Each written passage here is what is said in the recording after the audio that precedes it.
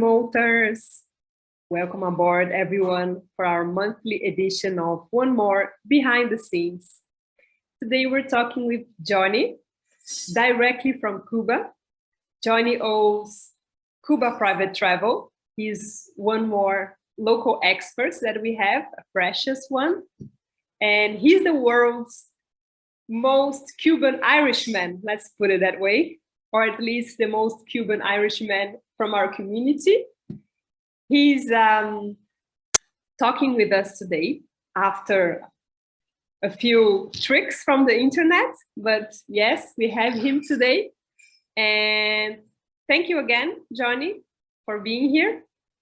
And I'm gonna start asking you about how do you believe being an Irishman gives you a privileged perspective on Cuba and on all its aspects?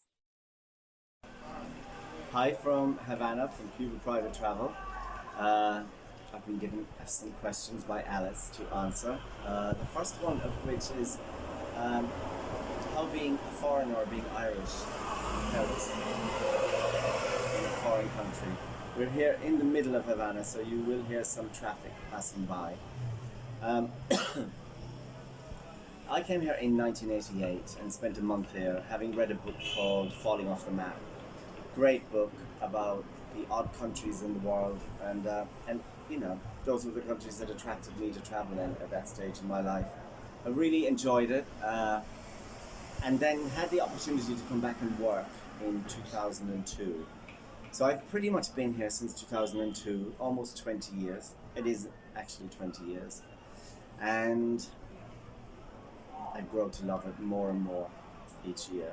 The more I get to know the country and the people, the more this is the place that fits best for me. It's the place I like to be most in the world. And it's difficult to explain why, because Cuba is so different and at such odds with the rest of the world. It's almost like it's completely stuck in time. It's preserved a lot of the great things that we've lost outside of Cuba, such as community, time to spend time with each other. I mean, one of the sayings we have here in Cuba is that people work to live rather than live to work. And that's very true. As hard as we try to be very high achieving, professional people, we really never seem to make it. So that's not to say that Cuba Private Travel is not a great company. But the other part of the question is why being a foreigner in a country like this, what that brings to the mix. And I think it's very important, especially for in the high-end travel industry, because quite often I see things that Cuban people wouldn't necessarily see as being interesting to foreigners. Remember, a lot of people don't get to travel here, so they really don't have the experience of what people want from travel, coming in from very well-developed travel communities in Europe and America and the Far East and Middle East.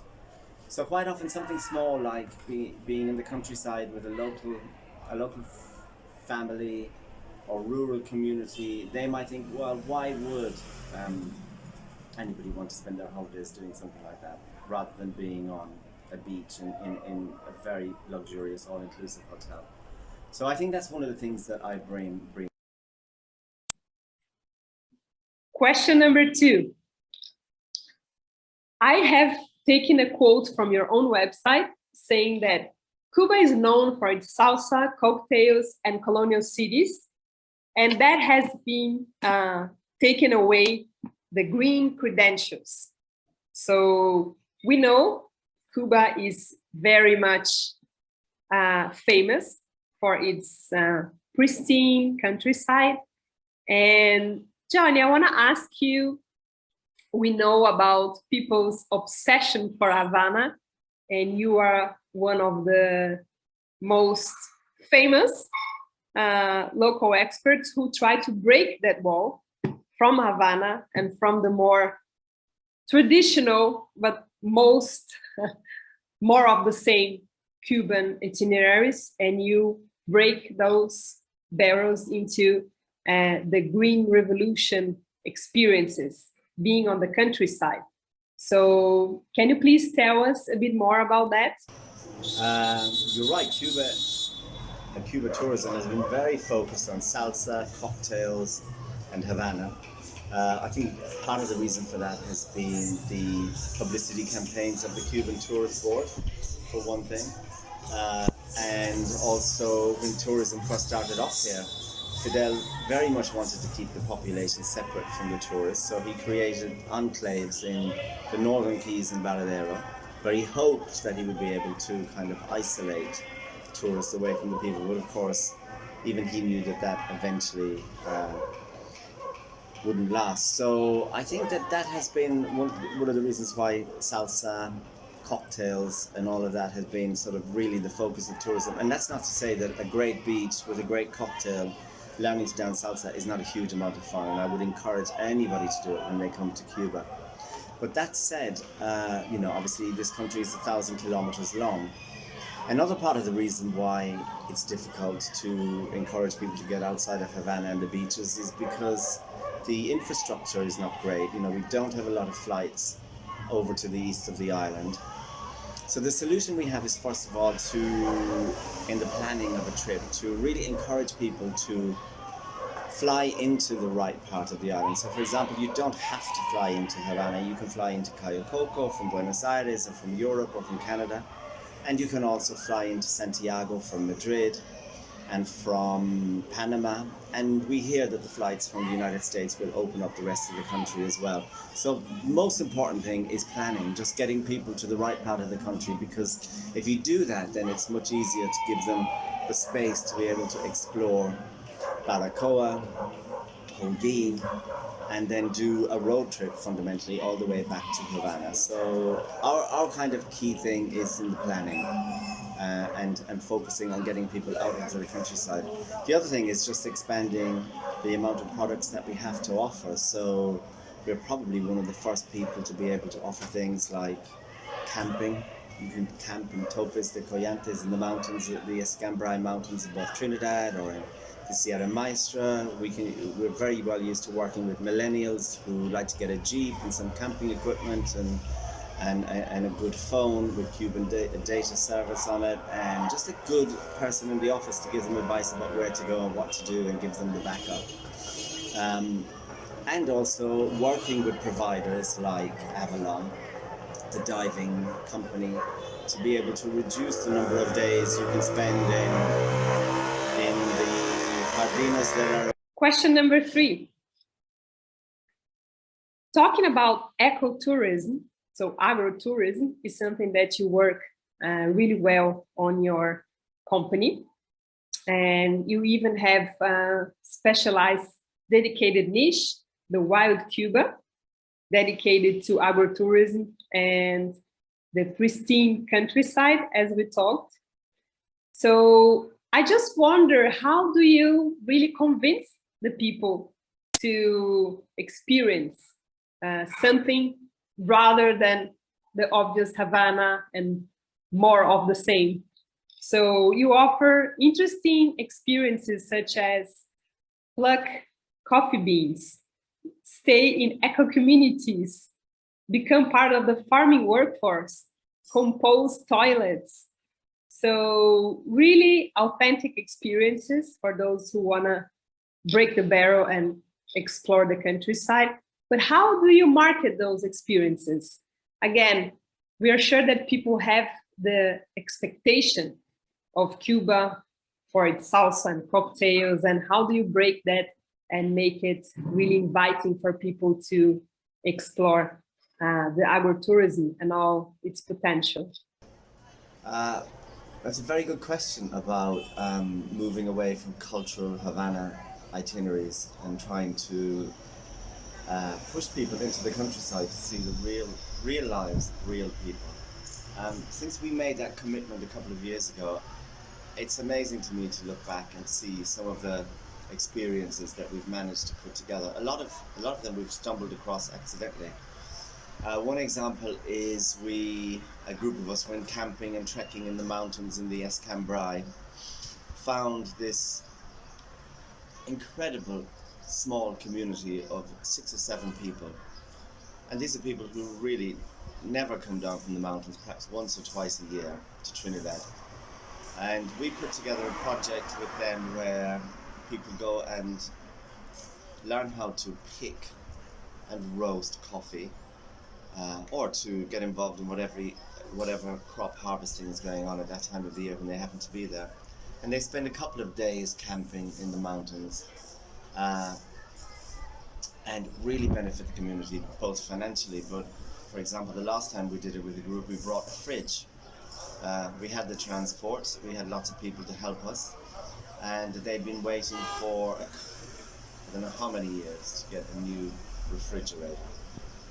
So since we've committed to this type of tourism, we've found innumerable projects. Once you know where to look and how to look and how to set up these projects, you can really benefit communities in a very direct way, and you can also make sure that it's not too much. So for example, we're not going to send people to these little rural communities every day of the week, because then that is too damaging to the structure of what was there before.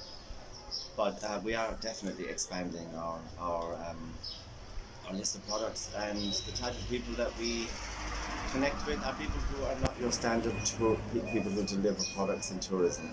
They don't have that headspace. They're basically country people who happen to set up a cooperative and invite us in to buy food, to harvest, to volunteer, to participate, and then to leave and leave the community intact, but with obviously some benefits that they've been needing for a long time. Question number 4. So obviously when we're talking about Cuba, it's a whole different universe.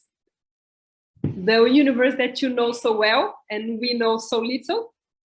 But here at Remote, we always talk about our common values, and social impact is one of them. So, but talking about a communist country, how does that work? How does social impact works? We know you work with a few isolated communities on your experiences for agrotourism, but at the same time, those communities are already assisted by the system. So do you work with NGOs? How do you make your way to benefit them, your partners, your local partners? How is that reality there in Cuba? One of the things you'll always hear about Cuba is that Cuba is different. And it's different in so many ways. I mean, we get a lot of people in tourism now who are looking to volunteer, or to come and to make donations, or to help communities in different sorts of ways. One of the main ways that Cuba is different is that the government does actually provide that safety net for people here. So you don't see people sleeping in the streets, and you don't see abject poverty in the same way that you do in other parts of the world. So we have to be quite careful in how we approach those kind of topics here. We get involved with NGOs. These are established. There are some, not many here, but there are 4 or 5 very, very, very influential NGOs who work in different communities all across the country. One of the projects that we're heavily involved in is a French NGO called CARE, and they are involved in removing plastics. Cuba, as you know, was a packaging-free country up until about 4 or 5 years ago. We're beginning to see the accumulation of plastics. We've gone from being a country where everybody used to reuse and wash their plastic bags to, because of the increase in tourism, seeing more of that around. So the CARE project is going off into communities and volunteering. So we bring people actually to the project. They pick up the plastic, they take it away. And then we also encourage the local communities to do the same, because they don't have the same educational arc that we've had outside of Cuba.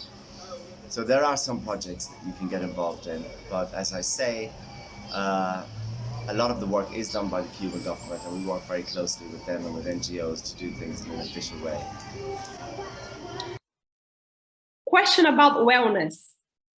So again, Cuba is a whole parallel universe, and we know that alternative health and wellness is even part of the public system, the public health system, right?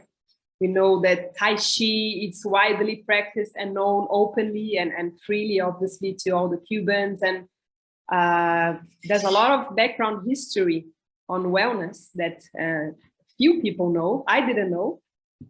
So please educate us on that matter, and how does wellness work in Cuba?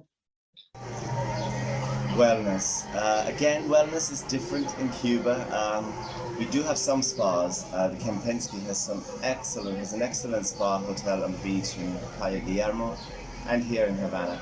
But it's not really a thing, as you can imagine, in a poor country.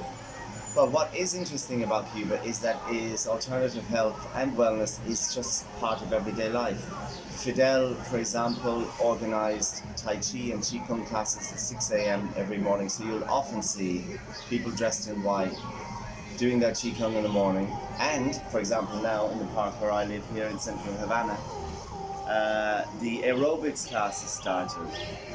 So there's always something going on, a lot of community-based wellness, and it's really fun for visitors to come and participate in those kinds of classes, which is actually very easy to do. We organize that the whole time. So it's a different kind of wellness. The wellness comes from a slower way of life and from learning to dance salsa. Because learning to dance is probably one of the best wellness things you can do for yourself. So, Johnny, we couldn't ignore, obviously, the gastronomy part. We are remoters, we love the nature, but we love to eat. And gastronomy is always a big part on any trip. So we know Cuba has a long history of background, of ingredients, of cultures. So how does that resumes into the local gastronomy? Tell us a bit, make us hungry, and how do you take advantage of the food there and make them into your famous experiences? Cuban cuisine has such a bad reputation. It's still the kind of dominant narrative that you get from the internet. So people are actually very pleasantly surprised when they get here.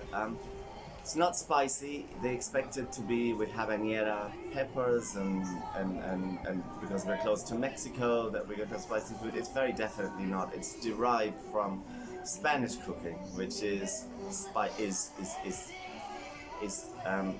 heat free. So it's actually not spicy, not full of heat, but very, very healthy food. Remember, the whole country here is organic. We don't have fertilizers, which is one of the reasons why our coral is on the increase rather than decreasing. And because of that, the food is organic. So it's excellent from that point of view.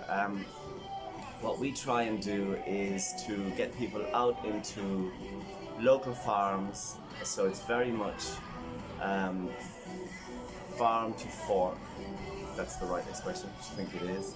And also we encourage people to eat in local Cuban people's homes. So you go and visit a family and you eat what they would eat. But the food is absolutely delicious, and it's really interesting to have organic pork and fresh seafood as part of everyday life and not as a kind of a speciality food, because it's all organic here.